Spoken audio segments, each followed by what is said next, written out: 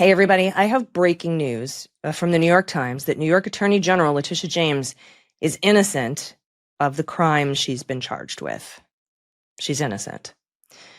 Plus, the day after a federal judge issued a temporary restraining order restricting the use of force against journalists, protesters, and faith leaders in Chicago, ICE officials appear to have blatantly violated that court order, because video is emerging of a WGN producer being aggressively held to the ground and detained in Lincoln Square in Chicago. ICE violated the court order within 24 hours. The restraining order was issued after a lawsuit was filed in the Northern District by multiple parties, including a reverend who was shot in the head with a pepper ball by federal agents just days earlier. Now, we'll talk about that. We'll talk about other blatant violations of court orders in the Trump regime's plan to gin up violence themselves as a pretext to put down lawful protests against them. In fact, a different judge hearing a case in Chicago asked the government directly whether the feds started the alleged violence in Chicago themselves. It's all part of the government's plan to hold on to power, which might include the purchase of Dominion voting machines by a Republican election denier, or Donald Trump himself saying he's taking away free speech. I'll also discuss the Republican shutdown, an obvious tactic to continue to suppress the release of the Epstein files, and the ongoing weaponization of the Justice Department. This is The Breakdown.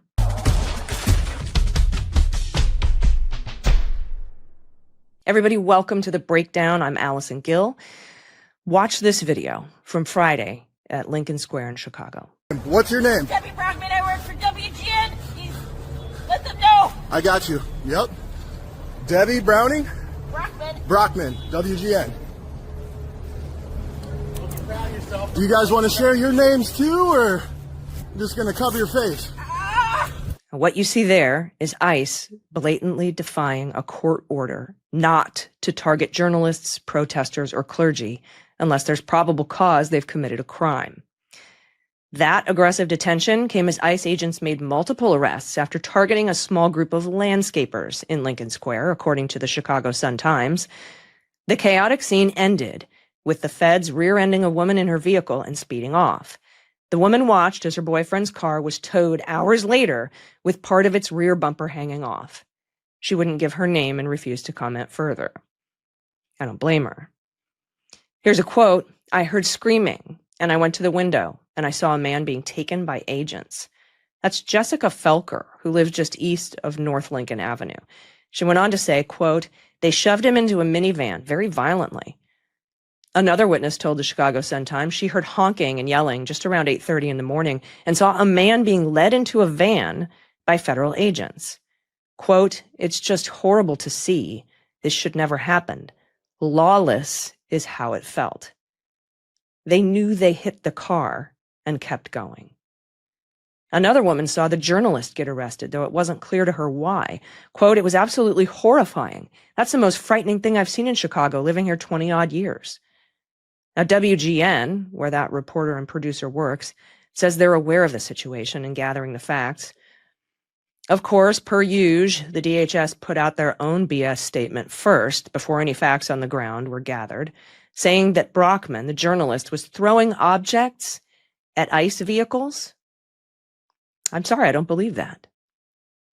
And I don't believe that because DHS has been caught lying on several occasions with these statements, including the shooting of the chemical munition into a vehicle of a journalist, or the statement that that woman who ICE shot rammed ICE vehicles and boxed them in, when her lawyer says there's video, body cam video, showing that ICE actually rammed her vehicle before calling her a bitch and then firing 5 shots at her.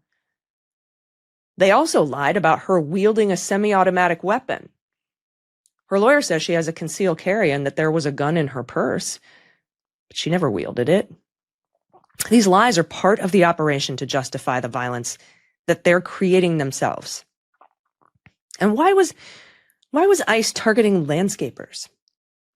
Could it be because Justice Kavanaugh has given ICE the green light to target people for how they look, what language they speak, and what jobs they do? In fact, a law professor at Drexel named Anil Kalhan refers to this kind of racial profiling by ICE as a Kavanaugh stop.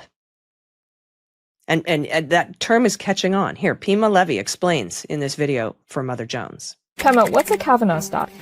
A Kavanaugh stop is a term lawyers and other critics have started using to describe when ICE detains someone based on the color of their skin, often in a brutal way and for a prolonged period of time. It comes from Justice Brett Kavanaugh's defense of a ruling the Supreme Court made a month ago. It gave ICE the green light to launch raids and detain people just because of how they look. For people in the country legally, Kavanaugh promised these stops would be no big deal. The questioning in these circumstances is typically brief, and those individuals may promptly go free after making clear to the immigration officers that they are U.S. citizens or otherwise legally in the United States. But that's bullshit, as multiple new lawsuits and high-profile raids have shown. These detentions are often violent, and some people are detained for hours and even days, even if they're U.S. citizens or otherwise legally here. In Alabama, a natural-born American citizen was detained twice at work. Now he's suing to protect himself and others who've been subject to these raids. In a D.C. case, plaintiffs were detained just because of how they look, even though they are American citizens and immigrants with papers. In a dystopian raid on an apartment complex in Chicago, citizens were zip-tied while ICE ransacked their apartments. Children were zip-tied to each other, some naked, and separated from their parents. Lawless, violent racial profiling with Justice Kavanaugh's seal of approval.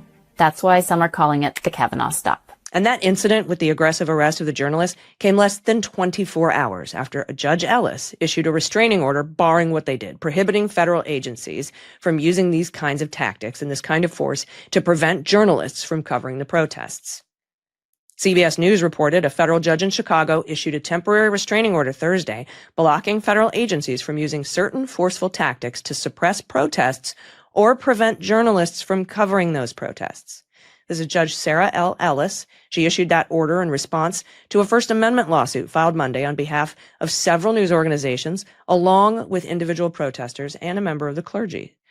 Specifically, she said that federal agents could not detain or arrest journalists unless they refuse to move or are suspected of committing a crime. And by the way, if they're refusing to move, the judge said you have to give them adequate time to move. You can't just say move and then shove them down and arrest them. She probably put that in the order because she probably knows that this Department of Justice and ICE like to play games with the law to find the loopholes. And I seriously doubt a WGN producer threw objects at ICE vehicles, as DHS alleges.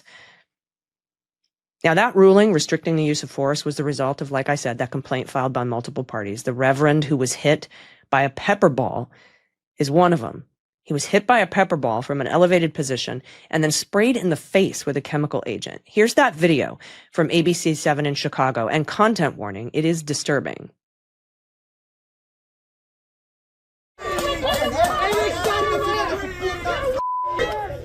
When I recorded them doing that, I looked down, I panned down to the ground, and then that's when I saw the pastor and some people on the ground as well. And so there was nothing that was provoking it. He wasn't doing anything that was being seen as anything threatening.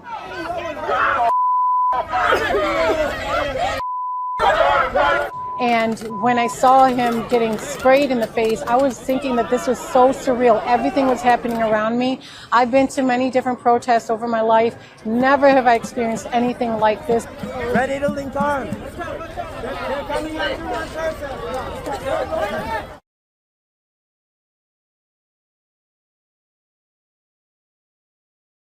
And not only is DHS lying to the public about these incidents, but Department of Justice lawyers are lying to judges in many of these cases.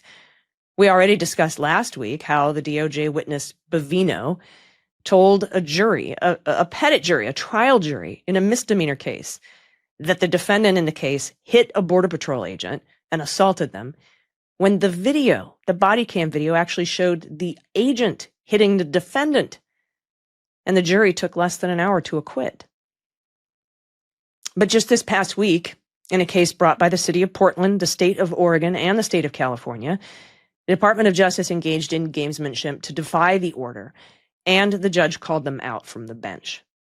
A week ago Saturday, Judge Immergut, a Trump-appointed judge, issued a temporary restraining order blocking the deployment of the Oregon National Guard in Portland, citing that there's nothing happening on the ground in Portland to warrant the National Guard going there. The Trump administration then deployed the California National Guard to Portland.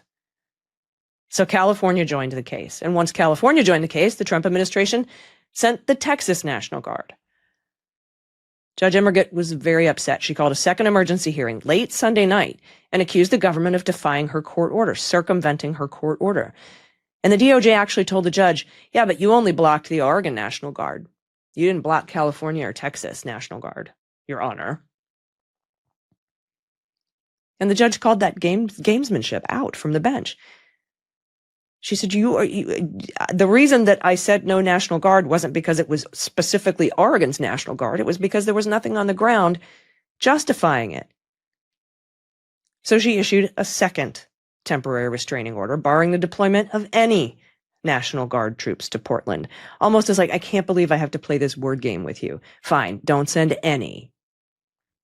We'll see how they try to get around that one. The Trump administration appealed her first restraining order, barring deployment of just the Oregon National Guard, to the Ninth Circuit. And they temporarily blocked that restraining order. But her second restraining order, the broader one, barring any National Guard from being deployed, still stands. I don't think it's been appealed yet. I'll have to double check. But back to Illinois, there was a separate hearing over the deployment of the National Guard. So we had the hearing where Judge Ellis blocked the aggressive detention and arrest of journalists and clergy. There was a second hearing for a temporary restraining order to just block the deployment of the National Guard in Illinois, in the Northern District, which includes Chicago. And during that hearing, in which the judge, a Biden-appointed judge named Judge Perry, granted the restraining order barring deployment of the National Guard in the Northern District of Illinois, lawyers asked the judge to amend her language to not say the Illinois National Guard, but to say barring the deployment of any National Guard, because, quote, we don't want another situation like Oregon. And so she did.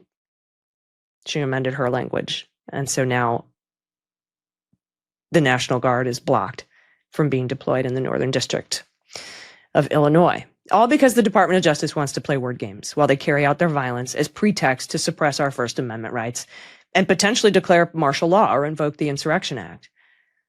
Now, what the DOJ continues to argue in court is that the president's authority to deploy the National Guard is unreviewable by the courts. Unreviewable. That's what's referred to as plenary power. And the actual president, Stephen Miller, let that one slip during a CNN interview this week. You've called the district judge's ruling blocking the deployment of National Guard in Oregon legal insurrection. Does the administration still plan to abide by that ruling? Well, the administration filed an appeal this morning with the Ninth Circuit. I would note the administration won an identical case in the Ninth Circuit just a few months ago with respect to the federalizing of the California National Guard. Under Title 10 of the U.S. Code, the president has plenary authority. Stephen? Stephen? Hey, Stephen, can you hear me? It seemed, Stephen, I apologize. It seems like we're having a technical issue. We'll try to fix that and get back to you after a quick break. Stay with CNN. Stephen Miller has even referred to himself in the first person when talking about deploying troops to American cities this week. He said to CNN, if I put federal law enforcement and National Guard into a nice, sleepy southern town, is anyone going to riot? What do you mean if you? And Donald Trump bragged this week about getting rid of free speech. Listen to this. We took the freedom of speech away because that's been through the courts, and the court said you have freedom of speech. But what has happened is when they burn a flag, it agitates and irritates crowds. I've never seen anything like it on both sides, and you end up with riots. So we're going on that basis. We're looking at it not from the freedom of speech, which I always felt strongly about, but never passed the court. All of this potentially leading up to interfering in or stopping altogether the 2026 midterm elections, which they know they're going to lose in a landslide if they don't cheat. And in addition to possibly posting armed federal agents at polling places to intimidate voters or invoking the Insurrection Act in an attempt to postpone the elections or cancel them altogether, like he mused with Zelensky in the White House. Oh, you postponed your elections? Oh, cool. Because of a war? Oh. Aside from that, they're also working to gerrymander the hell out of red states and hustling to pass voter suppression laws and executive orders, like requiring proof of citizenship to vote. And now, ABC News is reporting that Dominion voting machines, which I think were used in about 27 states in the last election, has been purchased by a Republican. Quote, in a statement, Liberty Vote said it is founded and run by Scott Leyendecker, whose LinkedIn profile says he served as the election director for the city of St. Louis until 2012. News articles from the time indicate he was a Republican. In 2011, Leyendecker created a polling equipment company, No Inc., using a technology his LinkedIn page says, quote, has transformed the election experience for voters. So he's bought Dominion voting machines. I'm sure this is fine. Nothing to see here. Please disperse.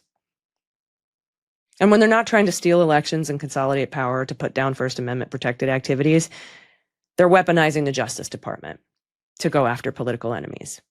It's now been confirmed that his Truth Social post to Pam Bondi, Pam, was supposed to be a direct message, a private message.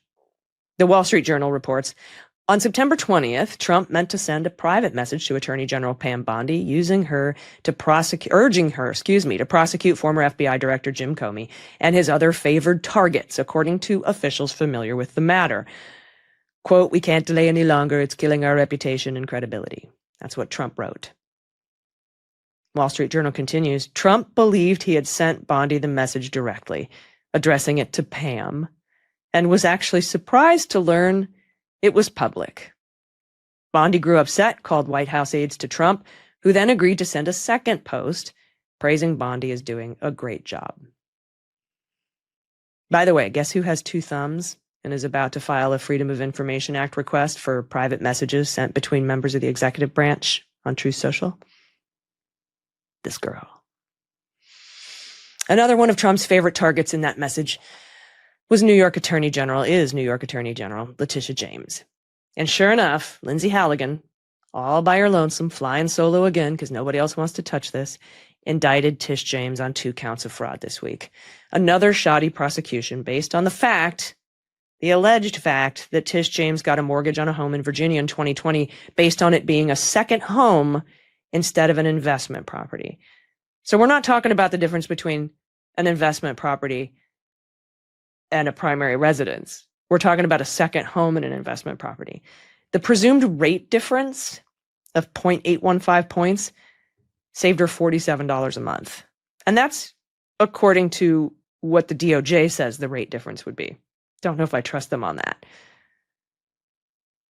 And this is a case brought by a man that swindled banks out of millions of dollars by falsifying the value and size of his properties. And this indictment presumes that she willfully swindled the bank out of that $47. The DOJ has to prove intent here, that she knowingly defrauded the bank. And since there's no conspiracy charge, meaning since there's no one else involved in this charge, I have to assume Lindsay Halligan doesn't have any communications between Tish James and somebody else that proves she purposefully conned the bank out of this $47. Like, is there an email somewhere where she's emailed her agent, her real estate agent? Yeah, let's call it a second home instead of an investment property because we'll save that $47. Yeah, I don't think that exists. And no one's investigating Ken Paxton for doing the same thing. Multiple properties as primary residence. Or Jim Comer. No one's looking into Jim Comer's weird land swaps with his brother. Or 3 of Trump's cabinet members, DeReamer, Duffy, and Zeldin, for doing the same thing. And of course, we can talk about Donald Trump for days when he lied about the value and sizes of his properties.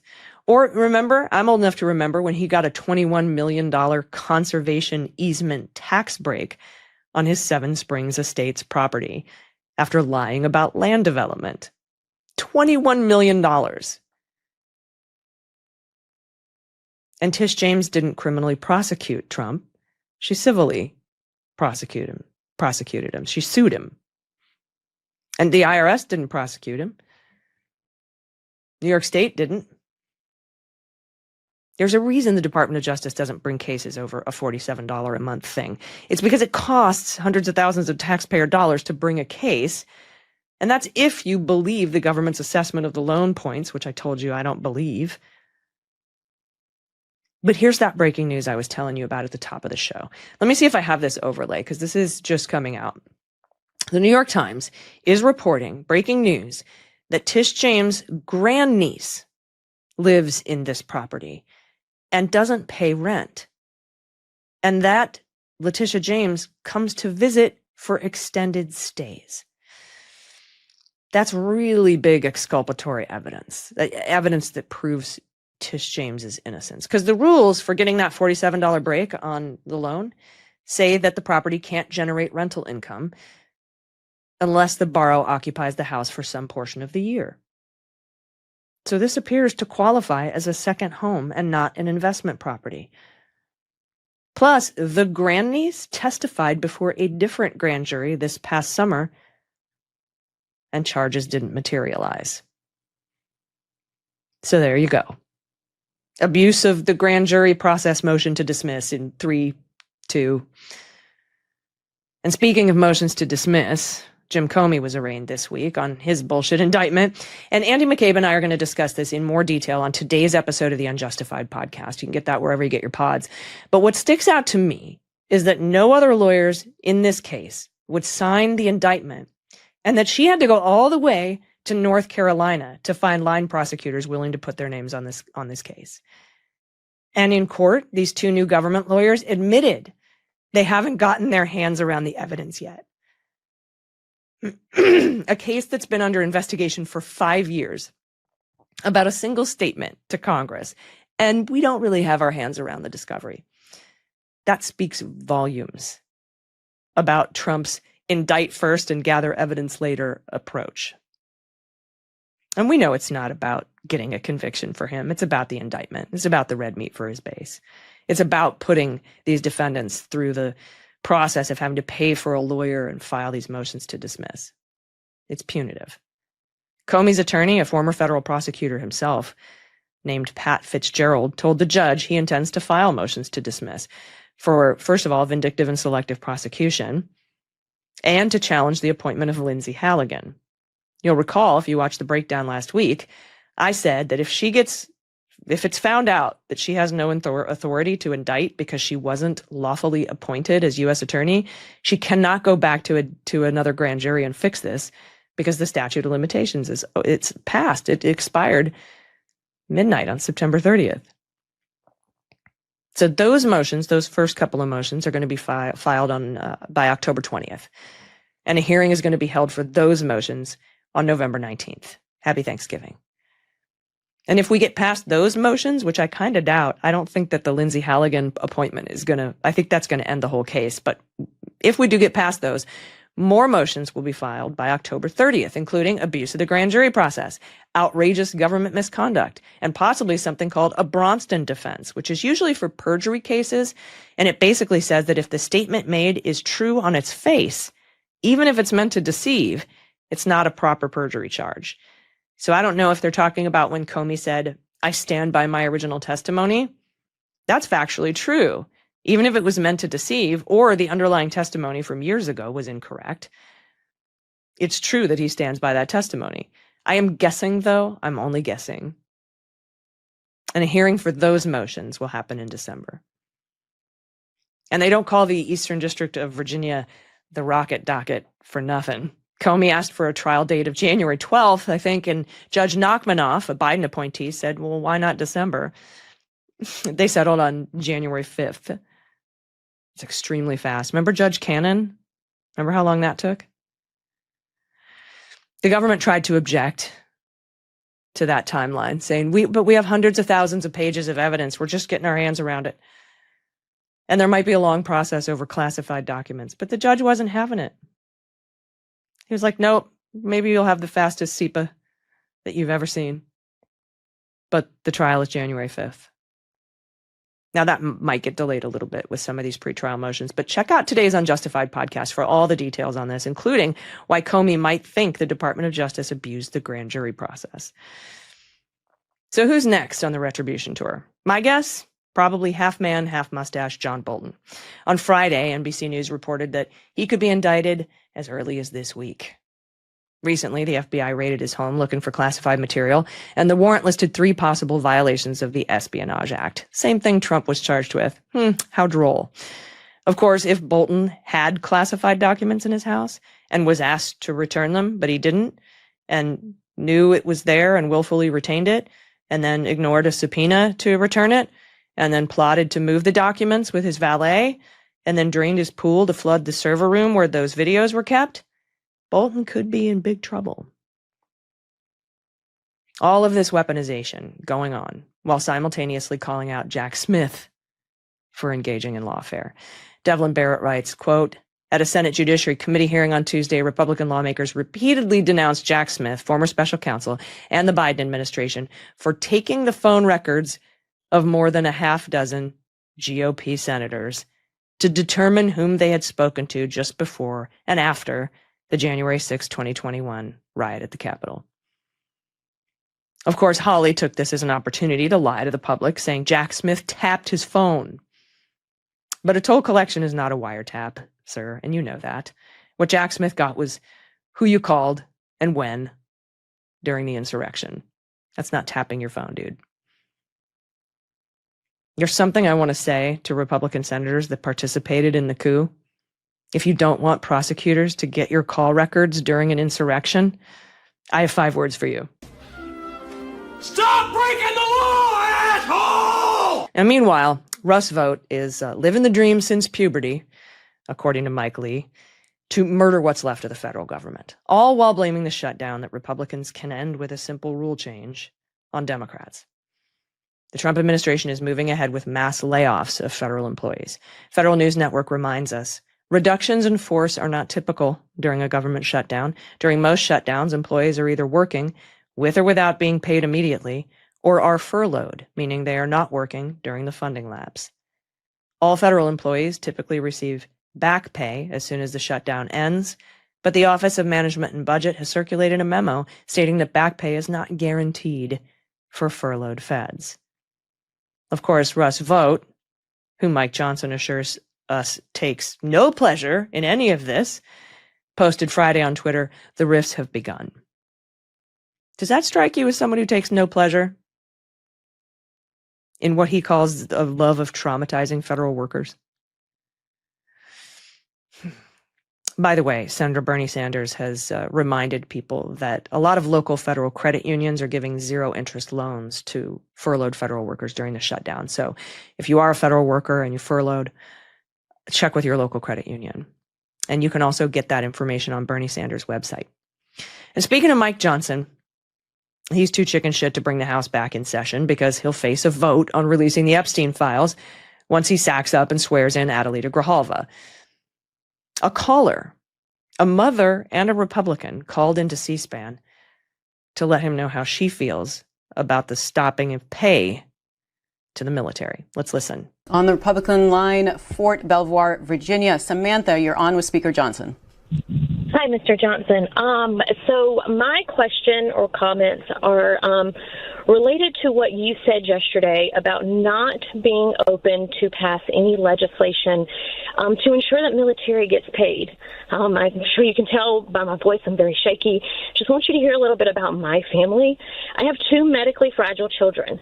I have a husband who actively serves this country. He suffers from PTSD from his 2 tours in Afghanistan. If we see a lapse in pay come the 15th, my children do not get to get the medication that's needed for them to live their life because we live paycheck to paycheck. I heard you earlier say that you side with President Trump on anything that he says. Well, I just read an article this morning that said he absolutely wholeheartedly believes that there needs to be legislation put in so that we do not miss a paycheck. You have the power to do that.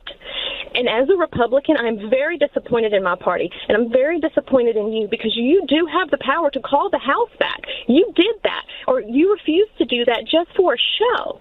I am begging you to pass this legislation. My kids could die. We don't have the credit because of the medical bills that I have to pay regularly. You could stop this, and you could be the one that could say military's getting paid. And I think that it is awful, and the audacity of someone who makes six figures a year to do this to military families. Now, he refuses to call the House back into session and open up the government or pay the military for one reason and one reason only: the Epstein files, the discharge petition. That is why. Because while a lot of folks are saying, well, the House can't do anything even if they came back into session. Yes, they can. They can pass these bills, these smaller appropriations bills to pay the military or keep the VA staff going, or whatever it is, these simple appropriations bills. But they, first of all, don't want to, because they want to hurt Democratic programs and hurt American families and hurt people. But Mike Johnson specifically doesn't want to come anywhere near the chamber because he'll have to swear in Adelita Grijalva. They'll get the discharge petition, and they'll have a full floor vote on the release of the Epstein files. And we can hold everybody accountable for how they vote. And if it passes and goes to the Senate, we can hold those senators responsible for how they vote. And if it happens to make it to Trump's desk and he vetoes it, we can hold him accountable for that. Well, as you know, I like to end the breakdown on an up note. Chuck Schumer dropped an F-bomb. How the hell did we get here? Donald Trump and the Republican Party are hell-bent on taking health care away from 60 million people, closing community clinics, rural hospitals, nursing homes, all so they can keep giving tax breaks to their billionaire friends. It's a disgrace. So Democrats have 3 words for this: no fucking way. All right, I think maybe he's beginning to read the room a little, albeit a little late, but I believe in giving credit where credit is due. So well done on that. Also, the New York Times is reporting that MIT became the first university to reject an agreement that would trade support for the Trump administration's higher education agenda in exchange for favorable treatment. In a letter Friday to the Trump administration, MIT's president, Sally Kornbluth, wrote that the university has already freely met or exceeded many of the standards outlined in the proposal, but that she disagrees with other requirements it demands, including those that would restrict free expression. Quote, fundamentally, the premise of the document is inconsistent with our core belief that scientific funding should be based on scientific merit alone. Thank you for not bending the knee, MIT. All right, it's time for me to take my Prop 50 ballot to the drop box. California, you have your ballots. Please fill them out and return them as soon as possible. Voting early not only takes your name off the call lists for phone banks, it helps fight potential mail shenanigans by Republicans. Democracy Docket just reported, actually, that with just weeks to go before Mainers decide on a ballot initiative in their state about voting rights, a woman found 250 absentee ballots in an Amazon box. Probably a dirty trick by Republicans to cast doubt on mail-in voting in the state. So I'm going to drop mine off at an official drop site, and everyone please vote yes on Prop 50. Thank you so much. I'm Allison Gill, and I'll see you next week on The Breakdown.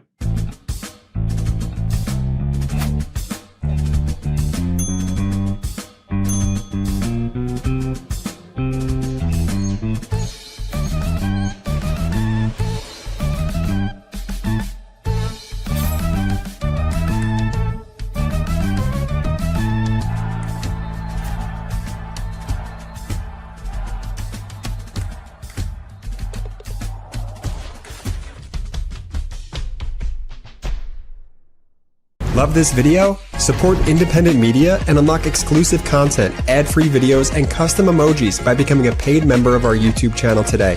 You can also gift memberships to others. Let's keep growing together.